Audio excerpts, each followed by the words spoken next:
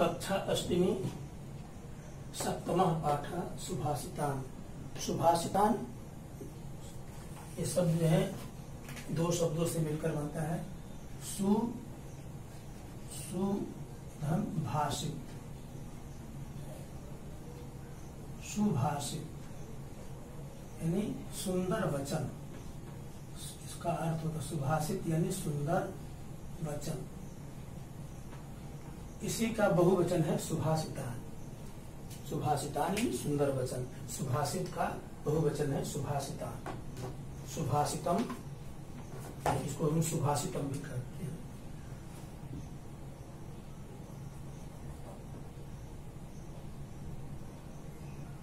सुभाषितम, सुभाषितम सुंदर वचन। अच्छे अच्छे लेखकों की पुस्तकों से ये संग्रह है।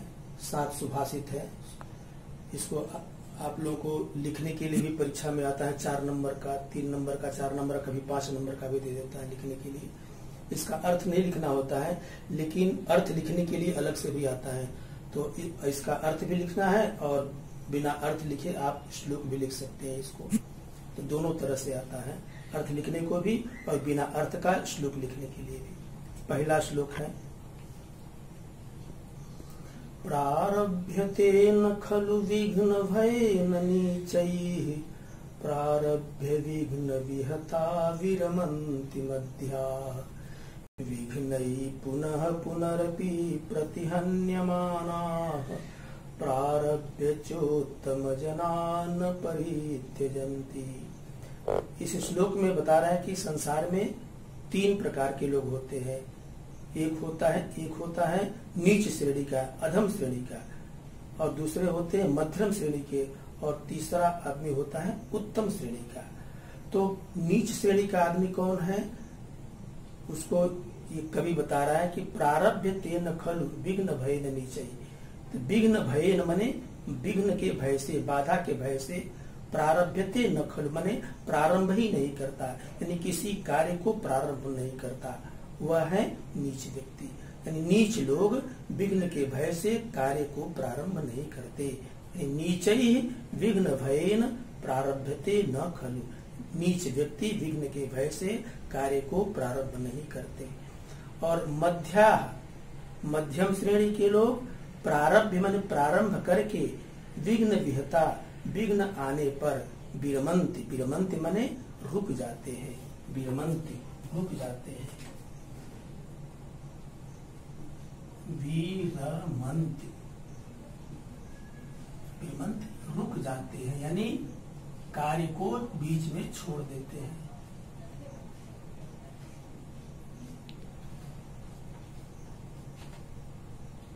रुक जाते हैं।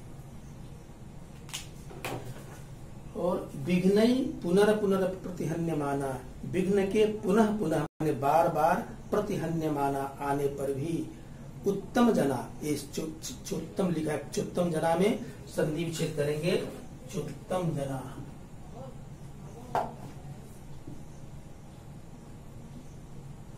चुत्तम जना, इसमें संधि विच्छेद करेंगे, च धन उत्तम जना, च धन उत्तम जना।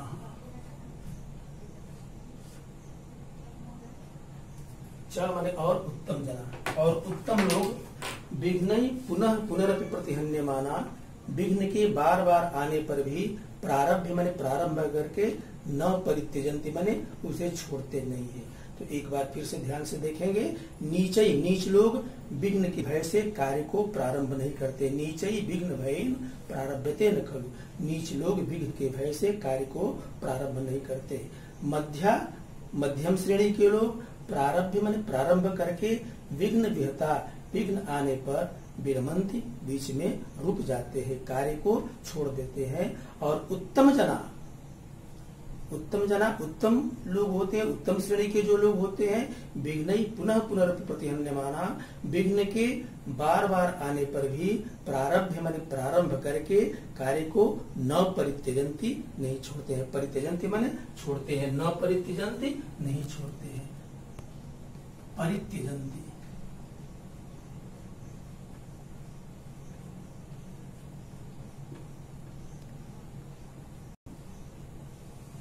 परित्यजन्ति माने छोड़ते हैं, न परित्यजन्ति नहीं छोड़ते हैं।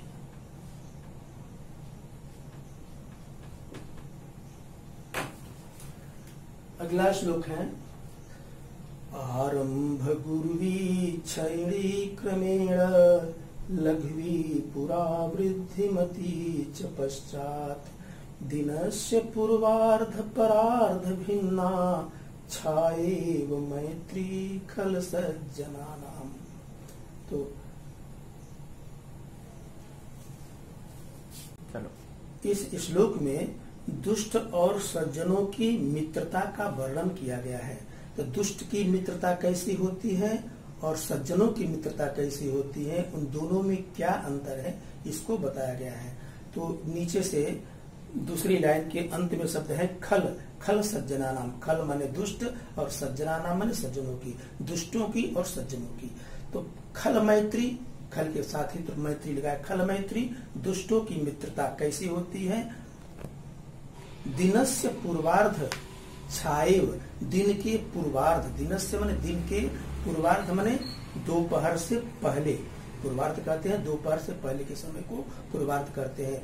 दिन के दोपहर से पहले के छाएव, छाएव माने छाया की तरह, संनिश्चित करके छाया घनी, छाया की तरह। तो दिनस्य पूर्वार्ध छाएव माने दिन के दोपहर से पहले की छाया की तरह।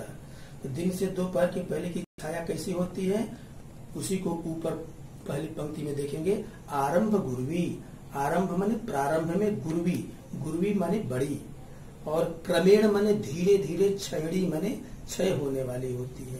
यानी जो दिन के दोपहर से पहले की जो छाया होती है प्रारंभ में बड़ी होती है और फिर धीरे धीरे छोटी हो जाती है। वैसे ही दुष्टों की मित्रता शुरू में तो बहुत लंबी होती है, घनिष्ठ होती है, लेकिन वो धीरे धीरे नष्ट हो जाती है। इसके विपरीत सज्जना नाम मैत्री, सज्जनों की जो मित्रता होती है तो दिनस्य परार्ध छाएव, दिन के परार्ध, परार्ध माने दोपहर के बाद की छाया की तरह। तो दिन के दोपहर की बाद की छाया कैसी होती है, लघ्वी पुरा, पुरा माने पहले, लघ्वी माने छोटी होती है, लघ्वी पुरा, पुरा माने पहले छोटी, और पश्चात इसके बाद वृद्धिमती माने धीरे धीरे बढ़ती जाती है। कहने का मतलब कि दुष्ट और सज्जनों की मित्रता में अंतर यह है कि जो दुष्ट की मित्रता होती है वह दिन के दोपहर से पहले की छाया की तरह पहले बड़ी होती है और धीरे धीरे छोटी होती जाती है। इसके विपरीत सज्जना नाम मैत्री, सज्जनों की मित्रता दिन के दोपहर के बाद की छाया की तरह पूरा लघ्वी, पहले छोटी और इसके बाद में धीरे धीरे बड़ी होती जाती है। तो हमारी मित्रता भी पहले छोटी होनी चाहिए, छोटी मित्रता करो, बाद में अपनी मित्रता को बड़ी करते जाओ, घनिष्ठता मित्रता में लाते जाओ। ऐसा नहीं कि गठे मित्रता कर लो, घनिष्ठ मित्रता कर लो और फिर मित्रता को धीरे धीरे छोड़ दो और मित्रता दुश्मनी में बदल जाए, ऐसा नहीं होना चाहिए। क्रमांक 3, यथा चतुर्भिः कनकं परीक्षते निघर्षणच्छेदनतापताडनैः तथा चतुर्भिः पुरुषः परीक्षते त्यागेन शीलेन गुणेन कर्मणा।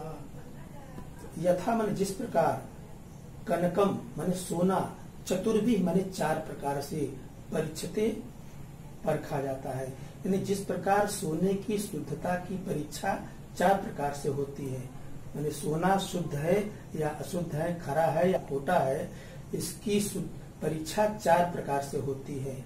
कैसे है? पहला है निघर्षण, निघर्षण माने रगड़ने से, छेदन काटने से, ताप तपाने से, और ताड़ने माने पीटने से।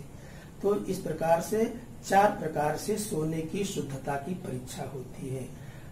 यथा चतुर्भिः कनकम परीक्षते निघर्षण छेदनतापताडनैः, जिस प्रकार सोने की शुद्धता की परीक्षा 4 प्रकार से होती है, निघर्षण रगड़ने से, छेदन काटने से, ताप तपाने से, ताड़ने तथा पीटने से, तथा चतुर्भिः पुरुषः परीक्षते, उसी प्रकार पुरुष की शुद्धता की या पुरुष के पुरुषार्थ की, पुरुष के पुरुषत्व की 4 प्रकार से परीक्षा होती है। तथा चतुर्भी पुरुष परीक्षते, उसी प्रकार पुरुष की भी 4 प्रकार से परीक्षा होती है। त्यागेन, त्यागेन माने त्याग से, शीलेन सदाचार से, गुणेन उसके गुण से, और कर्मणा माने कर्म से। त्याग से, सदाचार से, गुण से और कर्म से, ये पुरुष की 4 प्रकार से परीक्षा होती है। श्लोक क्रमांक 4।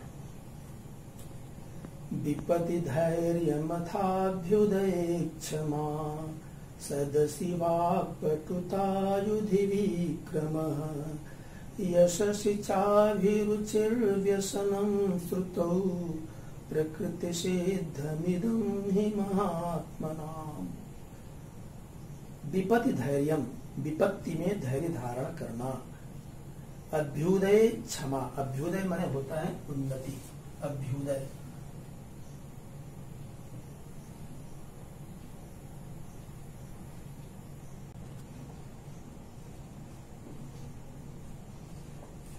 अभ्युदय यानी उन्नति में।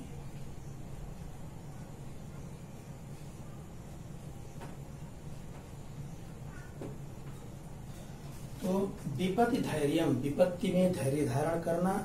अभ्युदय उन्नति में क्षमा करना। सदस्य, सदस्य माने सभा में, सदस्य सभा में।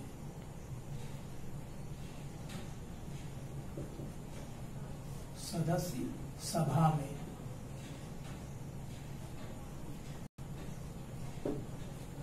सदस्य वाक्पटुता, वाक्पटुता माने वाणी की चतुरता। युधि, युधि यानी युद्ध में, युधि युधि युद्ध में।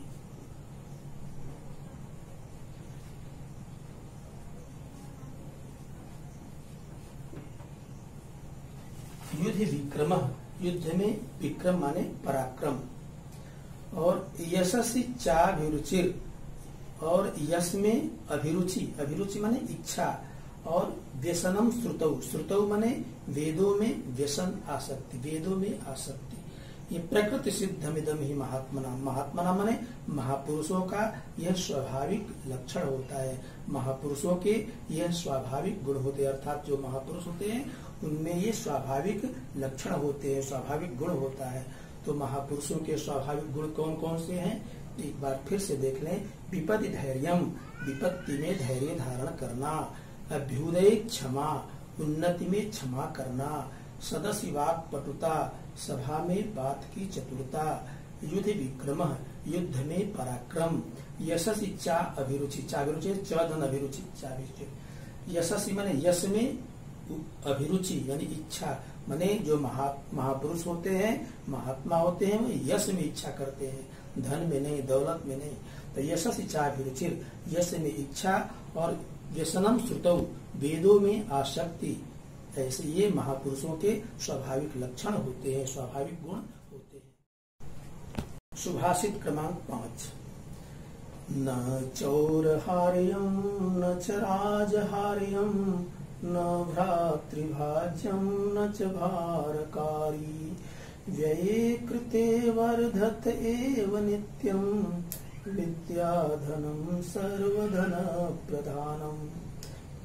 तो विद्या रूपी धन सभी धनों में प्रधान है। विद्या को सर्वोत्तम धन माना गया है शास्त्रों में।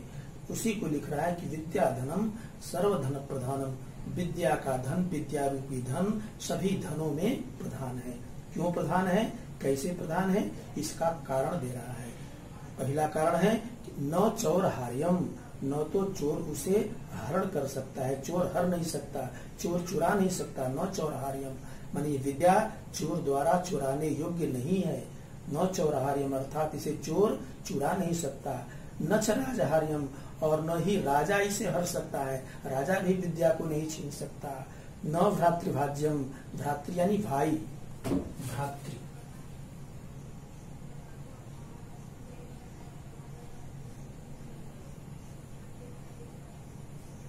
भ्रातृ यानी भाई।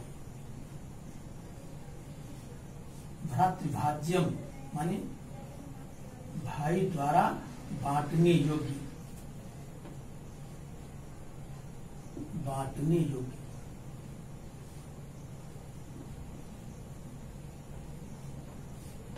न भ्रातृभाज्य माने भाई के द्वारा बांटने योग्य भी नहीं है, अर्थात भाई इसे बांट नहीं सकता।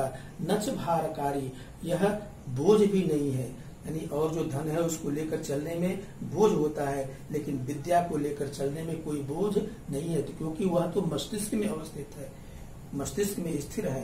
तो नच भारकारी, यह सिर पर बोझ भी नहीं है। और व्यय कृते वर्धत एवं नित्यम, व्यय कृते माने व्यय करने पर, वर्धत एवं नित्यम, यह नित्य बढ़ता ही जाता है। विद्या धनम सर्वधन प्रधानम, इसलिए विद्या का धन सभी धनों में प्रधान है। एक बार फिर से सुन लें ध्यान से। न चौरहार्यम, यानी विद्या धनम, विद्या का धन सभी धनों में प्रधान है, क्योंकि न चौरहार्यम, न तो इसे चोर चुरा सकता है, न च राजहार्यम, न राजा हर सकता है, न भ्रातृभाज्यम, न भाई बांट सकता है, और न ही यह शरीर पर बोझ है, भारकारी बोझ है। व्यय कृते वर्धत एवं नित्यम, यह व्यय करने पर नित्य बढ़ता ही जाता है, इसलिए विद्या का धन सभी धनों में प्रधान कहा गया है। सुभाषित संख्या 7। केयूराणि न भूषयन्ति पुरुषं हारा न चन्द्रोज्ज्वलाः, न स्नानं न विलेपनं न कुसुमं, नालंकृता मूर्धजा, वाण्येका समलंकरोति पुरुषं, या संस्कृता धार्यते, क्षीयन्ते खलु भूषणानि सततं, वाग्भूषणं भूषणम्। कवि कह रहा है कि क्षीयन्ते खलु भूषणानि सततं, भूषणानि माने जितने आभूषण है, भूषणम का बहुवचन भूषणानि, आभूषण, सततम क्षीयन्ते, ये श्लोक संख्या 6 का अंतिम पंक्ति देखें। भूषणानि खलु सततम क्षीयन्ते, आभूषण निरंतर नष्ट हो जाते हैं, लेकिन वाग्भूषणम भूषणम, वाणी का आभूषण, वाग्भूषण माने वाणी का आभूषण ही वास्तविक आभूषण है। यानी जो मनुष्य की सुंदरता बढ़ाने वाला जो आभूषण है वह उसकी वाणी ही है, वाणी से ही मनुष्य की सुंदरता बढ़ती है, वाणी ही मनुष्य का सबसे श्रेष्ठ आभूषण है। कवि कह रहा है, ऊपर से देखेंगे, केयूराणि न भूषयन्ति पुरुषं। केयूर, केयूर माने वो होता है बाजू बंद, जो बाजू अपने बाजू पर लगाते हैं, सोने का बना हुआ होता है, बाजू की बाह की शोभा बढ़ाने के लिए उसे पहनते हैं, उसे कहते हैं केयूर। केयूरम का बहुवचन है केयूराणि।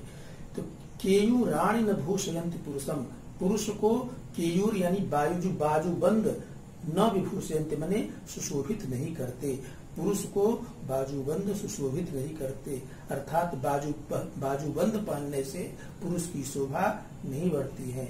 हारा न चंद्रोज्ज्वला, चंद्रोज्ज्वला माने चंद्रमा के समान उज्जवल हार भी पुरुष को सुशोभित नहीं करते।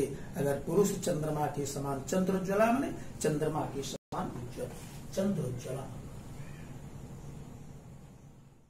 चंद्रोज्ज्वला, चंद्रधन उज्ज्वला माने चंद्रमा जैसा सफेद, चंद्रमा जैसा उज्ज्वल। तो चंद्रोज्ज्वला हारा माने चंद्रमा के समान सफेद हार भी पुरुष को सुशोभित नहीं करते। न स्नानम, न तो स्नान माने स्नान करने से भी पुरुष की शोभा नहीं बढ़ती है। न विलेपन, न तो औषधियों का लेप, विलेपन माने लेप करना, अनेक प्रकार के सौंदर्य प्रसाधनों का जो लेप करते हैं हम अपने शरीर को सुंदर बनाने के लिए, तो वह विलेपन माने लेप भी पुरुष की शोभा नहीं बढ़ाता है। न कुसुमम, कुसुम माने फूल, और नालंकृता मूर्धजा, और न ही अलंकृत माने सुसज्जित मूर्धजा, मूर्धजा माने बाल, मूर्धजा,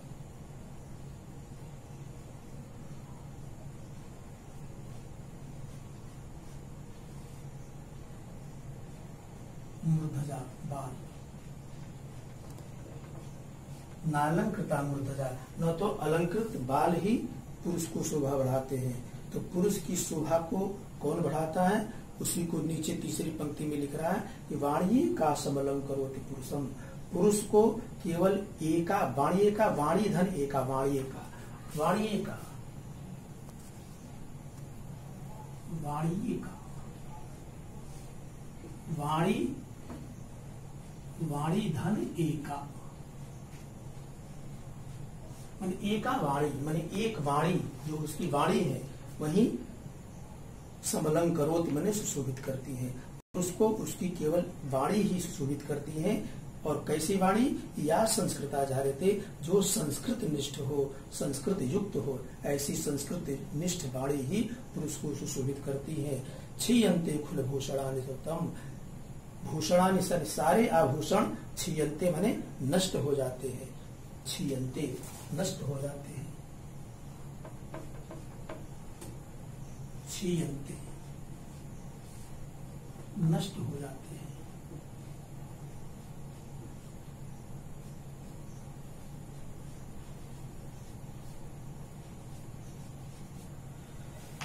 क्षीयन्ते खरभूषणानि सतम, सारे आभूषण नष्ट हो जाते हैं, लेकिन वाग्भूषणम, वाणी का आभूषण ही भूषण है, ऐसा आभूषण है जो कभी नष्ट नहीं होता। अर्थात हमें अपनी सुंदरता बढ़ाने के लिए, अपना व्यक्तित्व बढ़ाने के लिए अपनी वाणी को सुसंस्कृत रखना चाहिए, सभ्य रखना चाहिए, अच्छी वाणी बोलना चाहिए। सुभाषित संख्या 7।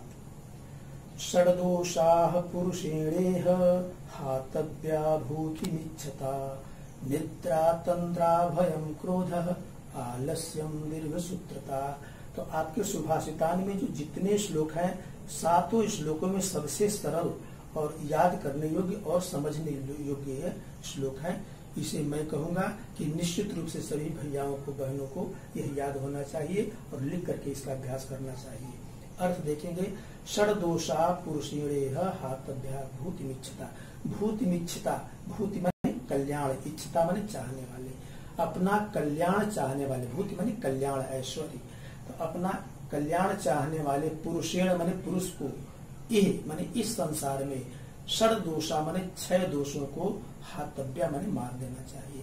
यानी इस संसार में, इस मृत्यु लोक में जो पुरुष अपना कल्याण चाहते हैं, उनको इन 6 दोषों को नष्ट करना चाहिए। उनके अंदर ये 6 दोष होते हैं, अगर वो 6 दोष होते हैं, रहेंगे तो उनका कल्याण नहीं होगा।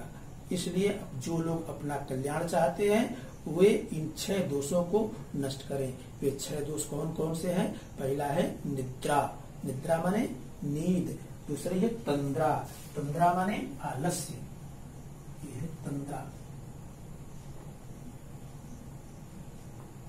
तंद्रा आलस्य।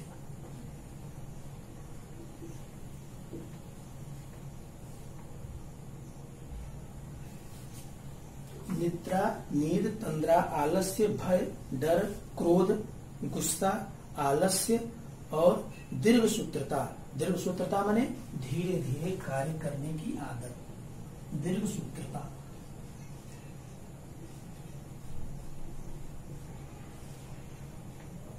धीरे धीरे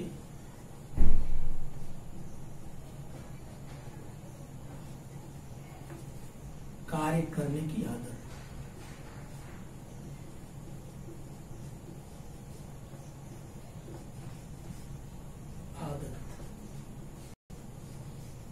धीरे धीरे कार्य करने की आदत, इसे कहते हैं दीर्घ सूत्रता।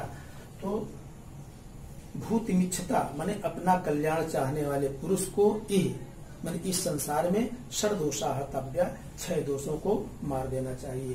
पहला दोष है निद्रा, नींद, तंद्रा, जिसे कहते हैं जम्भाई। तंद्रा जम्भाई को कहते हैं। थोड़ा सा इसे संशोधन करना। तो